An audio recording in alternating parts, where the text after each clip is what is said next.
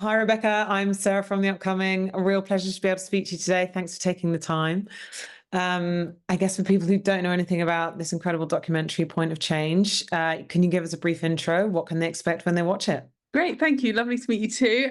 So it is a story about two guys who discover a perfect wave in the 1970s on the island of Nias in Indonesia. And, it's like their holy grail, dream come true, like paradise. They just can't believe this place. It's like this pristine bay with just palm trees and pumping surf. It's like, it's everything they ever dreamt of and more. And then slowly things start to go wrong, and it's kind of about everything that happens after, like the unintended consequences. So it's everything from the malaria, black magic, unexpected culture clash, and also just that idea, like the forgotten art of keeping a secret, this idea that we might find somewhere and not tell anybody else about it, and that's it.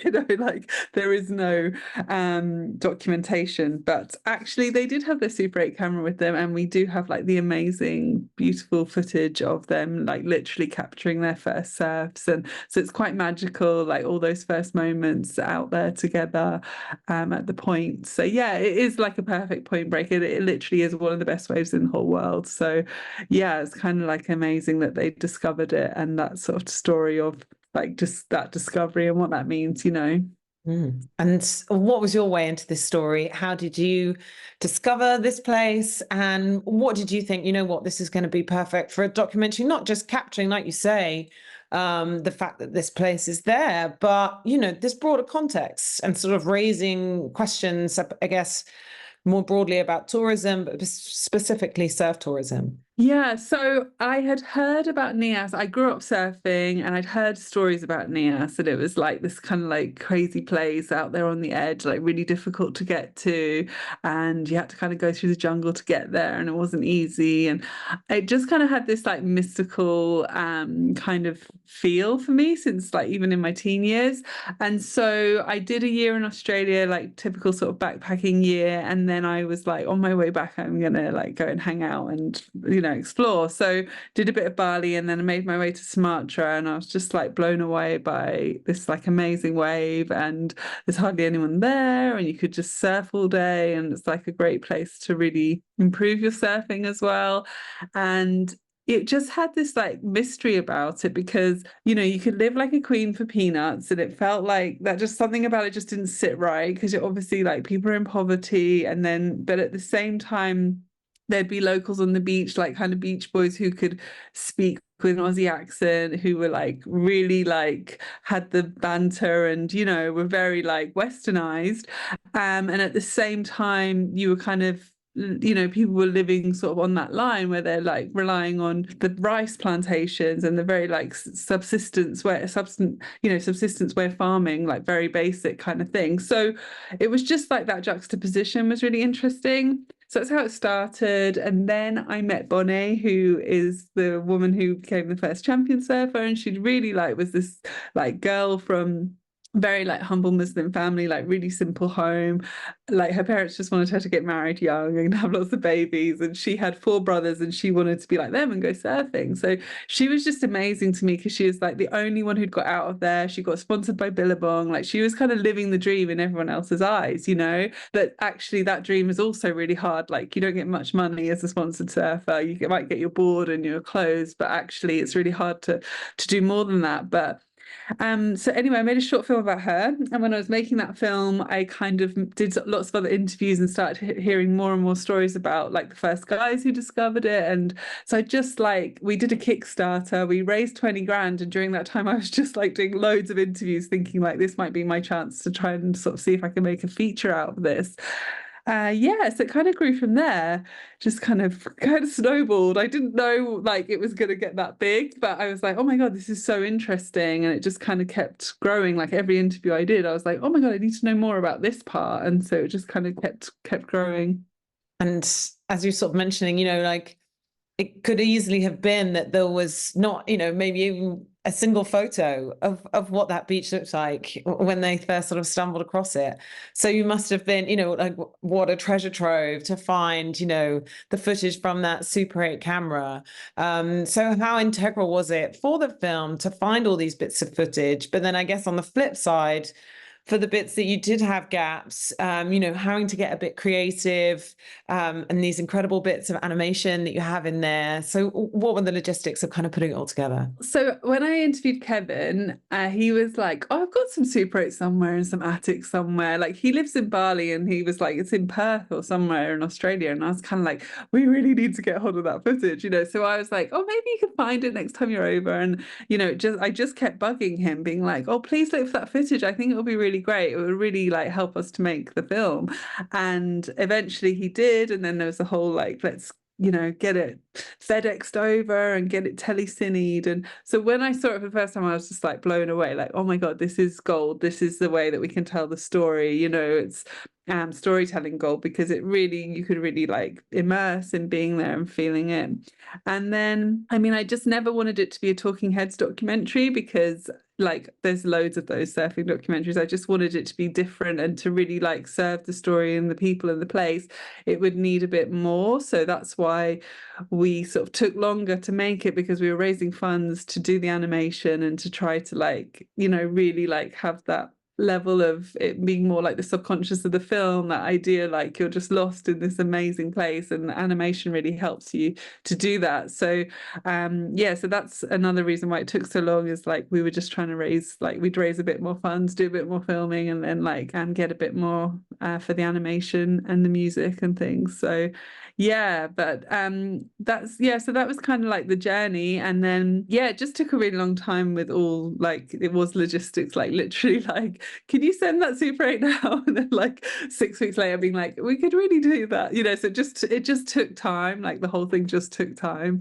And can you tell us a bit about the illustrator that you worked with? Because I mean, it's so beautiful the way it's done, and it feels really kind of original. It's not like something I've seen before. Yeah, so Maxime Brunel, his name is, and he's a French animator, and he's a really amazing guy. And I met him like in a pub in New Cross when I lived in London, and told him about this, film I wanted to make. It was kind of a pipe dream at that time, because I was like, I've got a little bit of footage and I've got this idea and I've heard all these stories. I really want to go back and make more. But he was kind of on board from the beginning.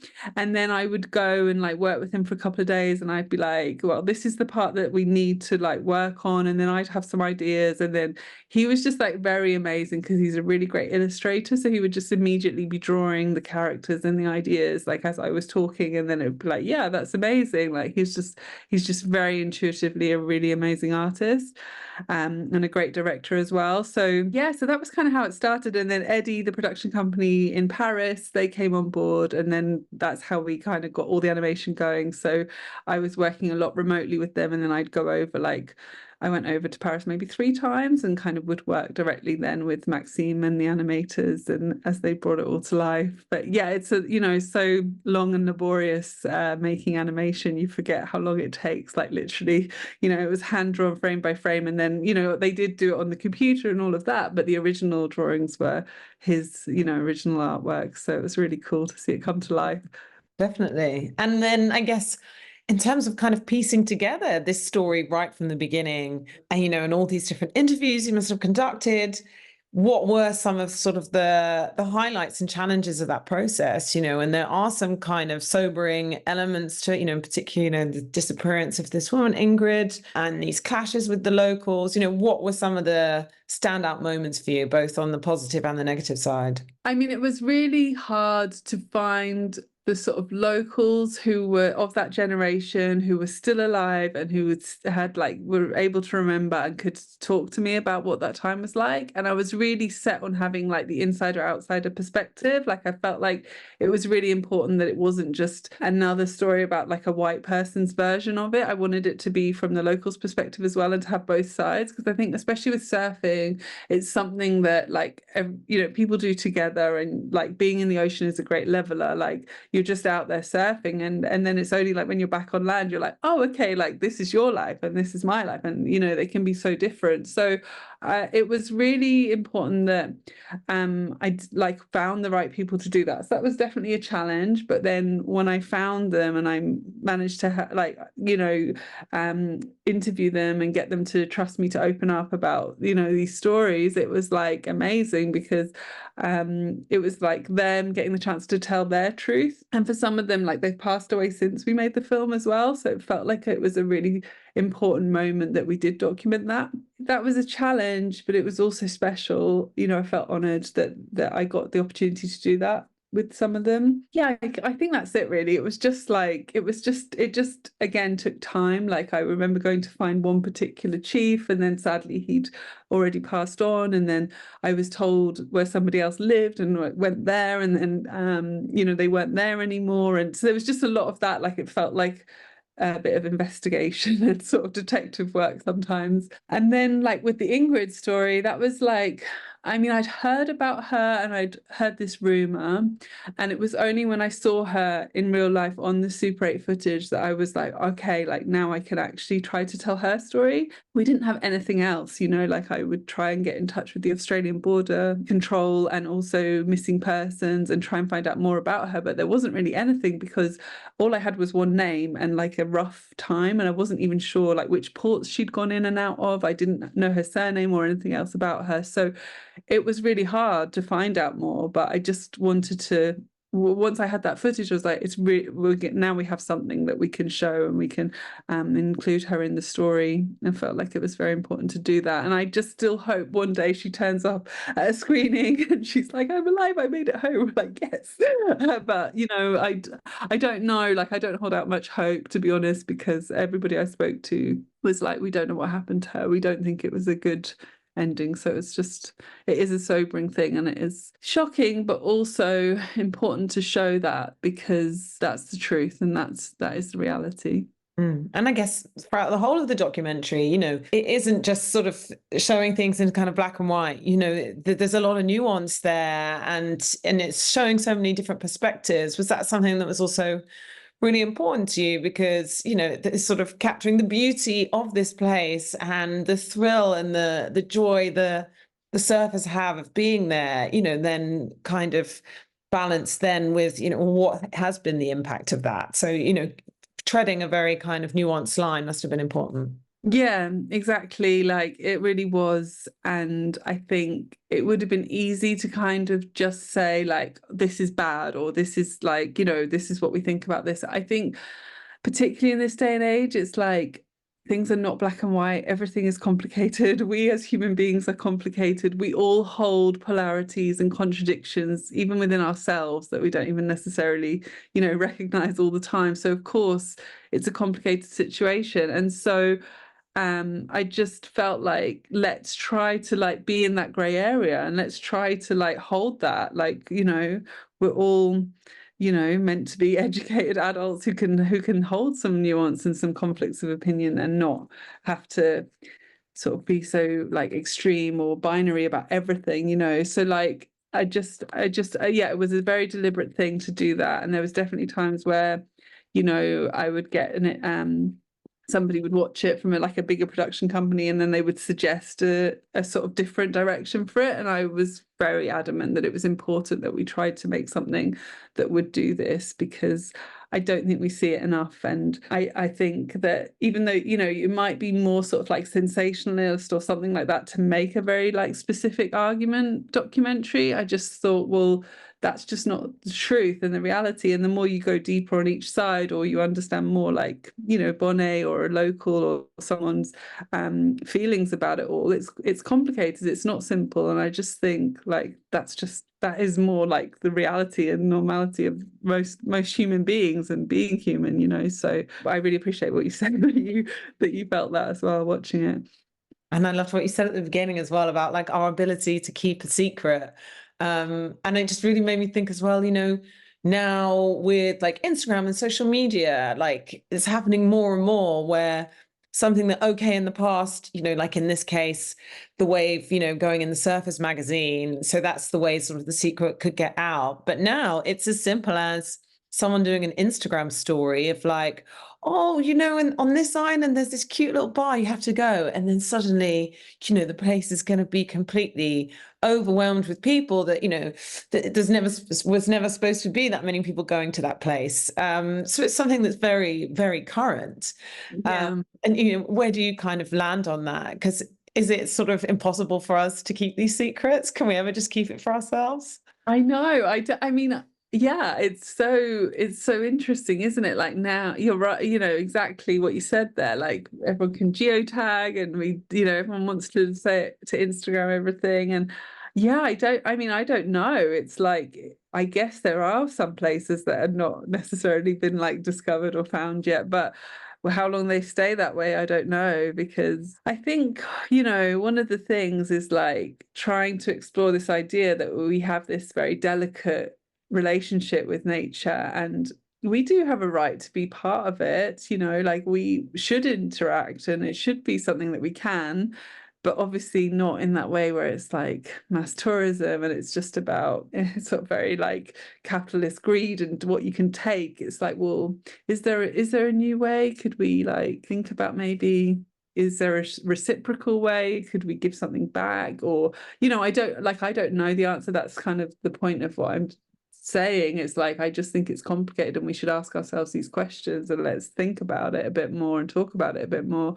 But we all, we mostly recognize like, that it's important to conserve these really special pristine areas. So like, can we find a way to interact with them where we still have like a guardianship of them and we look after them and we make sure we don't destroy them? It is complicated, but I think just that idea of the forgotten art of keeping a secret, I think like I do feel like there might be kind of a pushback, how things go in waves and cycles. Like I think there's like this, I see some kids that are like, we're not, we're going to take an old film camera, or we're not even going to take anything, and they're kind of like, or they've got those old Nokias and they like them because they're like almost like antiques to them, and and they're like, they don't want to just like social media everything, they're actually like turning away from it. And I think that's really interesting, and I hope that like rises and we have a new wave of that, and it kind of washes out the sort of toxicity of what we've just been through, because it does feel for that younger generation like it's been too much. And